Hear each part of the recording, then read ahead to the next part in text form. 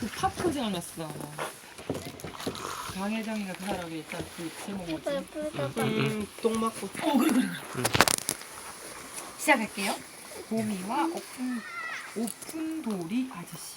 근데 이게 왜 오픈돌이라는지 잘 모르겠어요. 여기가 어디냐면요. 치악산 골짜기에 다시 봄이 오고 있었습니다. 바위 덩어리가 여기저기 흩어진 으슥한 골짜기에 희끗희끗 남아있던 눈이 말끔히 녹아버렸습니다. 웅달 쪽 소나무 숲 사이로 분홍빛 진달래가 불을 밝히듯이 피어났습니다. 바람기가 없이 고요한 달밤이었습니다. 간간히 마른 가래덩굴이 우거진 저쪽 샛골에서 소쩍이가 울고 있었습니다. 소쩍 소쩍 소쩍다. 그리고 소쩍새 소리가 계속 나와요. 저는 빨리 많은데. 네. 오픈돌이 아저씨가 눈을 떴습니다. 흡사 자다가 깨어난 사람처럼 눈을 뜨고는 부슬슬 일어났습니다. 아저씨 일어나셨어요? 오픈돌이 아저씨가 돌아보았습니다. 돌아다 할까 이렇게 꼬불고 너무 어렵다. 어려우실 것 같은데? 돌아다 보았습니다. 하얀 달빛 속에 곰이가 오독하니 앉아 있었습니다. 곰이도 일어났구먼. 아저씨는 일부러 그러듯이 벙긋 웃어 보였습니다. 그럼 좋겠네요. 거꾸로 보니까 너무 힘들었어. 이제까지 이랬었는데. 진짜? 감사합니다. 아저씨는 일부러 그러듯이 벙긋 웃어 보였습니다. 그럼요, 이렇게 아름다운 봄밤인데 곰이는 하얀 둥근 달을 쳐다보며 말했습니다. 하얀 둥근 달은 하도 맑아서 저절로 소리라도 곱게 울릴 것만 같았습니다. 우리 저 산꼭대기까지 올라가지 않겠니? 아니에요. 여기 이렇게 좀 앉아있고 싶어요. 그래, 그럼 나도 곁에 앉을까? 오픈돌이 아저씨는 곰이 곁에 나란히 앉았습니다. 소쩍 소쩍 소쩍다. 이 장면이 뭔지 알겠어요, 근데? 이 사람이 지금 살아있는 거 아니죠? 나 그걸 뒤에 알았어요. 그래서 나 읽다가 막 울었어요. 지금 아니에요. 지금쯤 우리 고향 집 뒷산에도 소쩍이가 울 거예요. 맞죠? 그건 우리 고향 집 뒷산도 마찬가지지. 진달래꽃도 피었을 게고 앞산 밭두개엔 개나리도 피고. 아저씨 고향은 어디라 하셨죠? 곰이가 물었습니다. 평안도 대동강 근처지. 아참, 전에 한번 가르쳐 주셨죠? 대동강 강물에서 헤엄치고 놀았다고. 그래, 형하고 이웃집 애들하고. 아저씨는 한숨을 쉬었습니다. 우리 고향에는 그렇게 큰 강은 없었어요. 하지만 앞 냇물은 맑고 시원해서 몇 감기는 좋았어요. 너희 고향집은 함경도라 했지? 그래요. 겨울이 길고 눈이 많이 내렸어요. 곰이는 달을 쳐다봤습니다. 어쨌든 고향은 어디든 누구에게나 아름답고 정다운 곳이지. 오픈돌이 아저씨는 잠깐 동안 눈을 감았습니다. 소쩍새의 소리가 끈방울처럼 곱게 들렸습니다. 아저씨 이제 됐어요. 산봉우리까지 올라가 봐요. 그래, 올라가 보자. 둘은 일어났습니다. 그러고는 서로의 모습을 바라보았습니다. 오픈돌이 아저씨의 인민군복 한쪽 어깨가 약간 찢어져 있었습니다. 30년 전 전쟁 때 입고 있던 그 옷이었습니다. 곰이 역시 무명소모세의 고무신 달이었습니다. 고향집 할머니가 명주 수건을 머리에 씌워주고 옷을 여며주셨던 것을 곰이는 잊지 않고 있었습니다. 곰이야, 아버지랑 어머니랑 함께 피난 갔다고 오너라. 할머니는 안 가? 그래, 할미는 집을 지켜야지. 그렇게 할머니만 고향집에 남겨두고 떠나오던 날은 추운 겨울밤이었습니다. 할머니는 아직도 고향집에 살아계실까? 곰이는 앵두나무가 한밭꽃을 피우던 고향 초가집을 떠올렸습니다. 그러고는 함께 피난을 오던 아버지랑 어머니를 떠올렸습니다. 아버지, 어머니는 무사히 피난을 하고 고향으로 가셨을까? 문득 곰이는 오픈돌이 아저씨의 가슴을 보았습니다. 피가 흘러내리고 있었습니다. 곰이는 제기 뒷머리에 손을 댔습니다. 축축한 핏덩어리가 엉켜 있었습니다. 30년 전 피난길에서 폭격을 맞고 쓰러지던 그때가 밀물처럼 다가오자 곰이는 무서워서 눈을 가렸습니다. 아저씨, 무서워요. 오픈돌이 아저씨가 곰이를 보듬어 안았습니다. 나도 무섭구나. 둘은 한참 동안 보듬은 채 서 있었습니다. 눈이 내리고 있었어요. 아저씨 가슴에 안긴 채 곰이가 말했습니다. 바람도 불고 그런데 우리는 걷고 있었어요. 어머니는 동생 오기를 얻고 커다란 보따리를 머리에 이었어요. 아버지는 더 큰 보따리를 등에 지고 난 그 아버지 곁에 바싹 붙어서 걸었어요. 우리들 앞에도 뒤에도 피난민들이 걷고 있었어요. 갑자기 비행기 소리가 들렸어요. 걷고 있던 사람들이 달리기 시작했어요. 아버지도 어머니도 그리고 다른 모든 사람들이 앞을 다퉈 뛰었어요. 비행기는 아마 뒤에서 폭탄을 퍼부었나 봐요. 그러니까 모두들 앞을 다퉈 달아난 거예요. 갑자기 나는 머리가 띵해지며 쓰러져 정신을 잃었어요. 그것밖에 몰라요. 아무것도 몰랐어요. 고미는 말하면서 아저씨 가슴에 머리를 자꾸 파묻었고 아저씨는 두 팔로 고미를 따뜻하게 안았습니다. 그리고 30년이 지난 거예요. 오픈돌이 아저씨는 안겨있는 고미 얼굴을 들고 자세히 들여다보았습니다. 가무잡잡한 얼굴에 눈물이 촉촉히 젖어 있었습니다. 그 눈물을 아저씨는 군복 소매자락으로 닦아주었습니다. 자, 그만하고 산에 올라가야지. 고미는 아저씨 손에 이끌려 산을 오르기 시작했습니다. 오르막 비탈에 진달래가 무더기로 탐스럽게 피어 있었습니다. 둘은 야트막한 산봉우리에 올라가 나란히 앉았습니다. 아저씨, 전쟁을 피해 달아나려 했는데도 전쟁은 우리들이 금방 따라온 거예요? 살려고 갔는데 난 죽은 거예요? 산봉우리에서 바라보는 달은 어쩌면 더 높이 달아난 듯 보였습니다. 아저씨 누구랑 전쟁을 하셨어요? 고미가 물었습니다. 국군하고 싸웠지. 국군은 어떤 사람들이었어요? 나라를 지키는 사람이야. 어느 나라를 지키는 사람인데요? 이름만 다르지 나하고 똑같은 사람이야. 똑같다니요? 다 같은 당군 할아버지의 자손들이니까.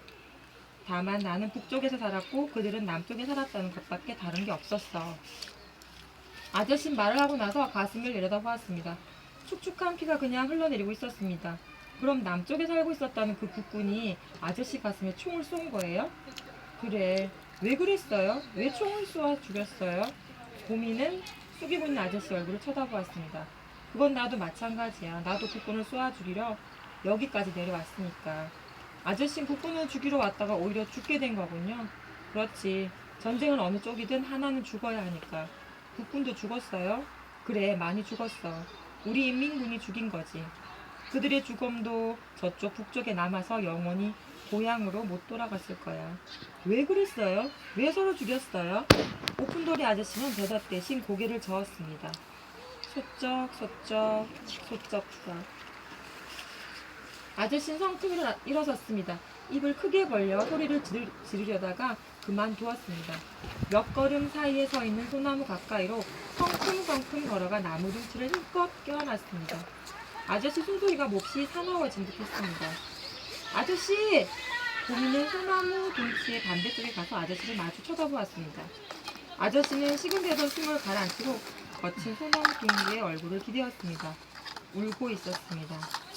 인민을 위해 싸운 건데 죽은 건 모두가 가엾은 인민들 뿐이었어. 고미는 그냥 눈만 크게 떠 줄곧 아저씨를 쳐다보았습니다. 마찬가지로 나라를 위해 싸운 국군도 제 나라만 숲밭으로 만들었고 아저씨 눈물이 달빛에 방울방울 보였습니다. 쏙쩍 쏙쩍 너무 긴가? 어느 쪽에서인지 실바람이 스쳐 지나갔습니다. 고미는 아저씨 손을 양손에 잡았습니다. 우리 할머니가 옛날 얘기를 들려주셨어요. 호랑이가 가난한 엄마를 잡아먹고 그 엄마 옷을 입고 어린 오니를 속이려 했어요. 오픈돌이 아저씨는 가만히 듣고 있었습니다. 하지만 오니는 속지 않았어요. 둘이 함께 도망쳤어요. 꼭 붙어서 떨어지지 않았어요. 그래, 그랬어야 해. 오누이가 호랑이와 맞서 싸우기엔 호랑이가 너무 컸어요. 도망친 건 어쩔 수 없는 일이었어요. 그래, 어쩔 수 없었지. 호랑이는 혼자 우르렁거리다가 벌을 받아 썩은 동아줄이 떨어진 바람에 죽고 말았어요. 오누이끼리 사이좋게 서로 위하니까 하느님이 돌보신 거야. 그런데 왜 아저씨는 오누이끼리 싸웠어요? 호랑이가 분명히 속였을 텐데. 할머니는 호랑이가 오거든 언제나 조심하라 하셨어요. 오픈돌이 아저씨는 고미의 손을 맞잡고 잠시 떨고 있었습니다. 우리는 못나게 시리 그 오누이끼리 싸운 거야. 호랑이한테 서로 잡아먹히지 않으려고 누나는 동생을 호랑이한테 떼다 밀고 동생은 누나를 떼다 밀고 아저씨는 모란봉 부대에 소속되어 있었습니다. 압록강까지 후퇴했던 부대가 중공군의 도움으로 다시 서울로 내려왔습니다. 모란봉 부대가 이치악산 골짜기를 넘어온 것은 온 산이 흰눈에 뒤덮인 1월 굼께였습니다. 캄캄한 어둠을 타서 밤중에 고개를 넘어오던 날 갑자기 국군의 기습 공격을 받았습니다. 총알이 소낙비처럼 날아왔습니다. 그 총알에 맞고 쓰러져 어머니를 한없이 부르고 있는데 눈이 내려 쌓여도 꼼짝할 수 없었어. 아저씨는 금방 정신을 잃지 않으셨어요? 그래, 지금 내가 누워있는 그 바위 밑 골짜기에 쓰러진 채 혼자서 아픔을 견디며 몇 시간을 견디었단다. 오픈돌이 아저씨는 피가 흐르는 가슴에다 손을 얹었습니다. 난 엄마도 한번 불러보지 못했어요. 고민은 쓸쓸하게 말했습니다. 넌 몇 살이 됐지? 9살. 엄마를 한창 찾을 때인데 죽으니까 엄마 없이도 되나봐요. 30년을 이런 외딴 산골짜기에 묻혀 있었으니까요. 30년도 300년도 앞으로 영원히 엄마 없이 이 골짜기에 묻혀 있어도 어쩔 수 없는 거야. 아저씨, 난 고향에 가고 싶어요. 어떻게 갈 수 없을까요? 고민은 북쪽 먼 하늘을 바라보았습니다. 가물가물 별들이 눈물겹게 반짝거리고 있었습니다. 소쩍 소쩍 소쩍다. 어디 너뿐만이겠니? 셀 수 없는 사람들이 이 강산을 피로 물들이며 죽어갔단다. 모두가 타양 산천에 묻혀 고향에 돌아가지 못했으니까. 소쩍새가 잠시 울음소리를 그쳤습니다. 아직 새잎이 돋아나지 않은 단풍나무 가지가 밤 안개 속의 그림처럼 가만히 움직이지 않고 있었습니다. 소쩍새가 울지 않는 산속은 가슴이 저리도록 쓸쓸했습니다. 갑자기 어두운 웅달의 골짜기에서 호랑이의 사나운 울음소리가 들렸습니다. 처음엔 작게 소리 나더니 점점 크게 으르렁거렸습니다. 호랑아, 살려줘! 오픈돌이 아저씨와 고민은 어느 할머니의 울부짖는 소리에 그쪽으로 얼른 고개를 돌려 바라보았습니다.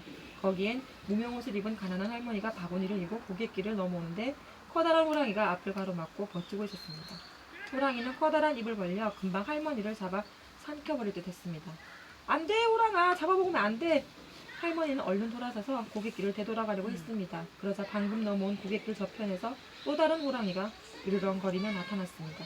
할머니는 오도 가도 못한 채 그만 그 자리에 주저앉고 말았습니다. 두 마리 호랑이가 한꺼번에 할머니에게 달려들어 바구니에 든 맛난 음식을 먹었습니다. 그러고는 부들부들 떨고 있는 할머니를 산채로 야금야금 먹어치웠습니다. 두 마리 호랑이는 으르렁거리며 서로 노려보았습니다. 그러더니 고갯길을 넘어 양지 쪽에 있는 조그만 외딴 집으로 갔습니다. 이거 다 빗대어서 지금 말하는 거거든요. 그 우리나라 지금 처한 상황은. 오두막에는 나열인 누나와 동생이 어머니를 기다리며 방 안에 앉아 있었습니다.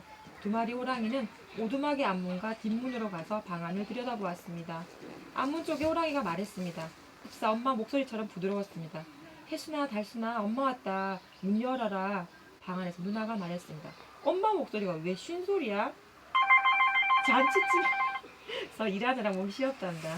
그렇지만 우리 엄마 목소리가 아니야. 동생이 도리질을 하며 말했습니다. 호랑이는 잠시 아무 말도 못하고 주춤거리고 있었습니다. 그러자 뒷문 쪽 다른 호랑이가 더욱 보드러운 목소리로 말했습니다. 혜순아, 달순아, 엄마 왔다. 문 열어라. 누나와 동생은 얼른 뒷문 쪽으로 갔습니다. 엄마가 왜 뒷문에 와서 부르는 거야? 누나가 물었습니다. 앞문엔 호랑이가 있단다. 그래서 여기 뒷문으로 왔지. 하지만 아무래도 목소리가 엄마 목소리가 아닌걸. 동생이 또 도리질을 했습니다. 그때 앞문 쪽 호랑이가 속삭이듯 말했습니다. 얘들아, 뒷문 쪽에 있는 건 가짜 엄마야. 속지 말아라. 오늘은 얼른 앞문 쪽으로 갔습니다. 그러자 이번에는 뒷문 쪽 호랑이가 속삭였습니다. 거짓말이야. 앞문 쪽에 정말 호랑이가 와 있단다. 이쪽으로 오너라. 누나와 동생은 어떻게 할지 마음이 엇갈리기 시작했습니다. 누나가 말했습니다. 뒷문 쪽의 것이 호랑이면 틀림없어. 앞문을 열자. 그러자 동생이 다시 말했습니다. 아니야, 내 생각엔 앞문 쪽이 틀림없는 호랑이야. 그러니 뒷문을 열자. 아니야, 뒷문의 것이 진짜 호랑이야. 아니야, 앞문 쪽이 진짜 호랑이야. 누나와 동생은 그만 다투기 시작했습니다. 앞문 쪽이 엄마이고 뒷문 쪽은 호랑이야. 아니야, 뒷문 쪽이 엄마고 앞문 쪽은 호랑이야. 그럼 넌 뒷문으로 가. 난 앞문을 열 테야. 누나가 동생을 흘겨보며 말했습니다. 그래, 누나는 앞으로 가. 난 뒷문을 열 테야. 동생도 지지 않고 누나를 흘겨보며 말했습니다. 그러다 보니 어느새 둘은 서로 지지 않으려 앞뒤를 헤아리지 못했습니다. 그래서 그만 누나는 앞문을 열어주고 동생은 뒷문을 열어주고 말았습니다. 안 돼! 그때까지 보고 있던 고민은 큰 소리로 막았지만 그 소리는 누나와 동생에게 들리지 않았습니다. 두 마리 호랑이는 누나와 동생을 하나씩 물고는 좋아라고 반대쪽으로 달아났습니다. 누나는 호랑이에게 물려가면서 몸부림쳤습니다. 달순아! 달순아! 큰 소리로 동생을 불렀습니다. 누나! 혜순이 누나! 동생도 역시 큰 소리로 누나를 부르며 울부짖었습니다. 두 마리 호랑이는 산 너머로 금세 모습을 감추었습니다. 고민은 아저씨의 팔을 감싸잡고 애원하듯 말했습니다. 아저씨 어떡하죠? 둘이서 따로따로 호랑이에게 물려갔어요. 오픈돌이 아저씨도 몹시 언짢아 한숨을 깊게 토해내었습니다. 산 너머 이쪽 저쪽에서 멀리 혜순이 누나! 달순아! 하고 부르는 소리가 들렸습니다. 작고 희미하게 들렸습니다. 봄이야, 너희 할머니 옛날 일은 참 좋았는데. 아저씨 말하고 나서 엉겁 한숨을 쉬었습니다. 물려. 달이 어느새 서쪽으로 기울고 있었습니다. 아저씨, 누나하고 동생이 영원히 만나지 못할까요? 먼 곳에서 또다시 오누이의 부르짖는 소리가 들렸습니다. 누나! 달순아! 그와 함께 호랑이들의 으르렁대는 소리도 뒤따라 들렸습니다. 봄이는 큰 소리로 말했습니다. 호랑이들아, 엄마를 잡아먹었으니 달순이와 혜순이는 살려줘. 그리고 너희는 먼데 너희 집으로 돌아가. 오픈돌이 아저씨도 일어나 입에 손나팔을 대고 소리껏 말했습니다. 달순아, 혜순아. 골짜기 가득히 메아리가 되어 울려퍼졌습니다. 새벽이 다가오고 있었습니다. 봄이와 아저씨는 산을 내려왔습니다. 아저씨, 고향집 할머니가 아직 날 기다리고 있을까요? 골짜기에 내려와 봄이는 잠깐 멈춰서서 아저씨를 쳐다보며 말했습니다. 그래, 우리 어머니 아버지도 역시 날 기다리고 있을 거야. 오픈돌이 아저씨는 봄이와 저만큼 떨어져 가서 아까 일어나던 그 장소에 쓰러지듯 누웠습니다. 뒤따라 봄이도 이끼가 더덕더덕 낀 바위덩이 옆에 그렇게 쓰러졌습니다. 둘이 쓰러진 자리엔 둘의 모습이 갑자기 사라지고 마른 억새풀 사이에 앙상한 진달래꽃 가장이가 듬성듬성 서 있고 꽃송이가 애처롭게 피어나고 있었습니다.